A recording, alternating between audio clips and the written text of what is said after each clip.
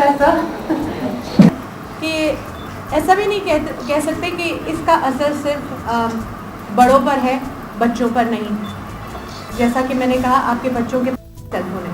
ये नहीं कह सकते कि ये सिर्फ मर्दों की बात है, औरतों की नहीं, कि क्योंकि सेलफोन्स मर्द पास भी हैं, औरतों के पास भी हैं।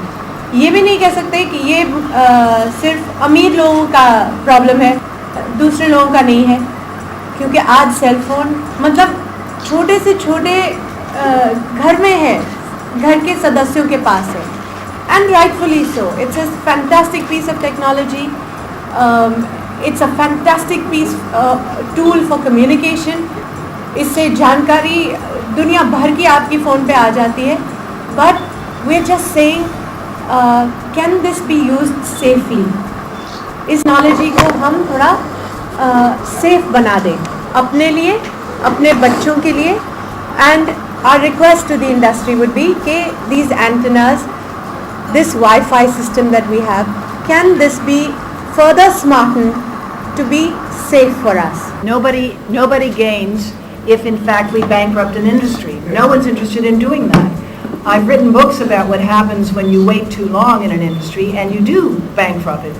That's what happened with parts of the asbestos industry, and the tobacco industry is diversified now. But we're not looking to be seeing an industry suffer. We want people to prosper. And we understand you really can't call it a smartphone if it kills brain cells. So let's get really smart about how we design this technology. And I'm confident that all of the smart software engineers in India are going to come up with better operating systems and better hardware to make these things safer and work more efficiently. Just as one example, in the United States today, there's a growing movement to make schools use wired versus Wi-Fi. In Israel, with all the problems of Israel now, they've created a national institute just last month for wireless and cell phone safety.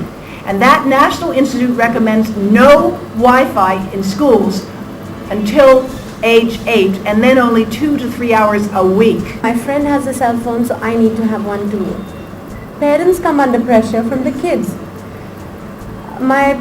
I have a pediatrician, who has literally looked after my kids, and he's a very well-known person in South Mumbai. I was talking to him, and he said, why don't parents, but that is if they are aware, why don't parents say no to the children? But we have to make the parents aware. We have to make all our people aware of what a phone might do. There's a darker side to technology. There always is. There's a darker side to everything. Forget just a phone. आप अच्छा खाना भी हर रोज खाएंगे ना, तो भी तबीयत बिगड़ जाएगी. Overuse of anything will cause you harm. Now here we are overusing a very fantastic and a very a very fine piece of technology as though it's a toy, but it's not a toy. And that's all we really need people to understand. Yes. And really that's where I think you come in. The more people get to know, they themselves will start waking up for themselves. Then you won't have just 3 people sitting here and talking to you. Your whole community will wake up and they will pressurize the government to seriously take some action. But we don't want this to take years. ऐसा नहीं हो सालों लग जाए. हम लोग data collect कर रहे हैं कि इसके कान के like they said, इसके कान की सुनने की क्षमता गुम हो गई, दूसरे के बच्चे नहीं हो रहे हैं, छोटे बच्चों को ट्यूमर्स हो रहे हैं, कान में हो रहे हैं, इधर दांत में हो रहे हैं.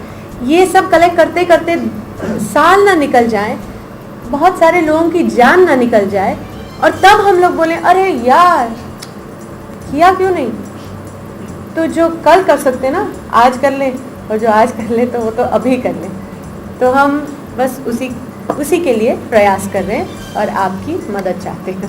You have a choice in how much coffee you want to drink. But if you're living in front of an antenna, do you have a choice how much radiation you are about to absorb? You do not. So there's a huge difference here. And I wouldn't like to comment on other things, who's under pressure or not. I'm saying let us all wake up and let us put the pressure on the government to take action. Yeah? So let's just be proactive rather than, fingers.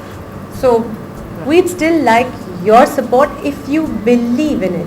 If you believe what you've just heard, if it made sense to you, then with your heart, put your heart into your work and you will be supporting it. And I think, and coming to that, really, if we have your support, you don't really need faces.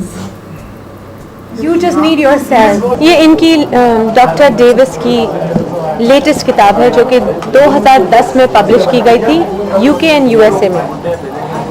ये अपनी 3rd addition यहाँ पर launch कर रही हैं। आज आपके सामने हमने खोला है, अब ये यहाँ पर इंडिया में भी मिलेगी। What it is about? Here she has traced the history of mobile telephony, कैसे ये मोबाइल कमर्शियल होता गया, आज किस तरह इस्तेमाल हो रहा है और इससे क्यों बचना चाहिए। हमारा ये नहीं कहना है कि आप फ़ोन बंद कर दीजिए, अब वो नहीं होगा, मगर आप उसे कम इस्तेमाल कीजिए, ये मैं कहती हूँ।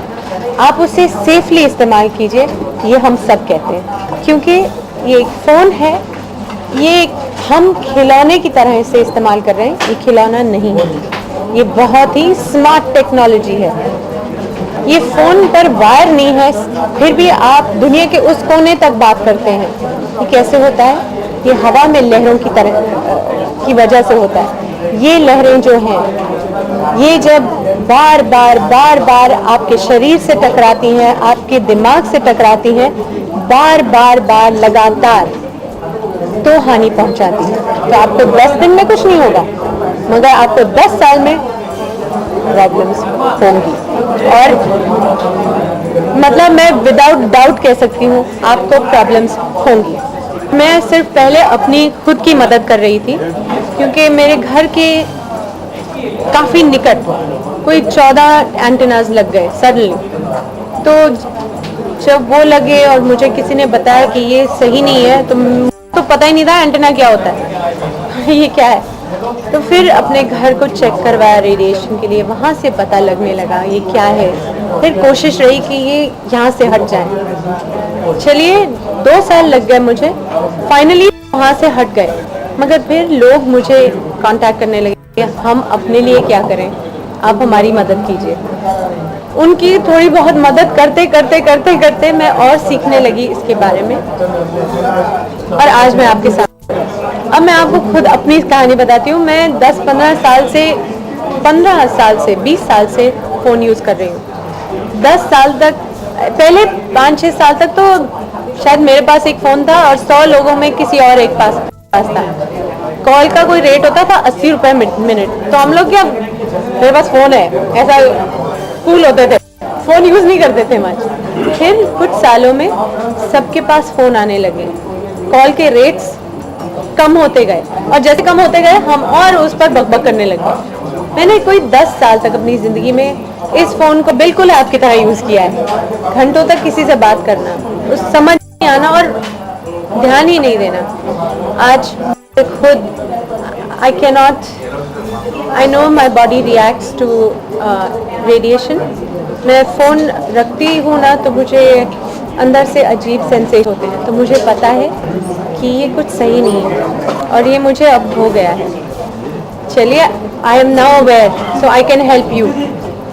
ताकि, क्योंकि क्या होता है, अगर आपको स्लीपलेसनेस हो, कान में कोई प्रॉब्लम हो, इरिटेबिलिटी हो, एंग्जाइटी हो, हेडेक्स हो, और आपको उसका कारण नहीं पता है, तो आप उसी बात को बार के, और आपकी प्रॉब्लम जाएगी नहीं, आपकी प्रॉब्लम बढ़ जाएगी। But at least if you can somewhere relate, is it due to my overuse of phone? You will then start taking care and you will at least check for yourself कि ये इसकी वजह से है, तो मैं इस वजह को अपने से थोड़ा दूर कर दूँ। मगर अगर आपको पता ही नहीं होगा तो आप क्या करेंगे? तो I am just trying to help everybody. मगर डेफिनेटली इससे थोड़ी सी दूरी रखिए, अपने कॉल्स छोटे करिए, यानी सिर्फ काम की बात करिए। आप ये जो पॉकेट में लेकर घूमते हैं ना 10 घंटे, आप सब बिल्कुल मत करिए। आपका अगर कोई बैग है तो उसमें डालिए। बच्चों को, यंग टीनेजर्स को तो प्लीज़ बोलिए अपनी पॉकेट में ना रखें, क्योंकि घंटों तक वो रेडिएटिंग इंस्ट्रूमेंट शरीर के बहुत करीब रहता है। यहाँ पर बहुत सारे ऑर्गन्स होते हैं हमारे जो कि काम सही नहीं कर पाते because of that constant radiation, और फिर कुछ सालों में वहाँ प्रॉब्लम्स बढ़ जाती हैं। सो थोड़ा डिस्टेंस रखिए अपने फ़ोन से, फ़ोन चिपका कर मत रखिए। ये तो आपको मोबाइल की कंपनी भी कह रही है, मगर उनका प्रिंटिंग इतना छोटा होता है, हम लोगों ने किसी ने देखा नहीं है। So please keep a distance. Phone को अपने वायर्ड हेडसेट ले लीजिए, उसको इस्तेमाल कीजिए। सोने के करीब मत रखिए। वाईफाई राउटर्स अपने करीब मत रखिए। जब काम कर रहे हैं, अगर आपके ऑफिस में वाईफाई राउटर आपके पास है, बिल्कुल प्लीज़ उसको कहीं थोड़ा सेट कर लीजिए। So take simple precautions but be aware.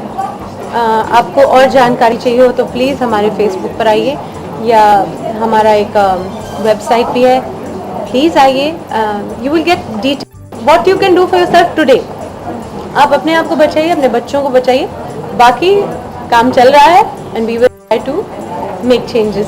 देखिए, सबका बिजनेस है, हमारा तो चलिए एटलीस्ट हम पर कोई उंगली नहीं उठ सकती। मेरा तो ये बिजनेस ही नहीं है, हमारा कोई लेना देना नहीं है, मुझे पैसे नहीं कोई देता है यहाँ पर ये बात करने के लिए। मैं सिर्फ आपको अपनी सच्चाई से बात कर रही हूँ कि आप मेरी बात सुनिए, इससे सावधान रहिए।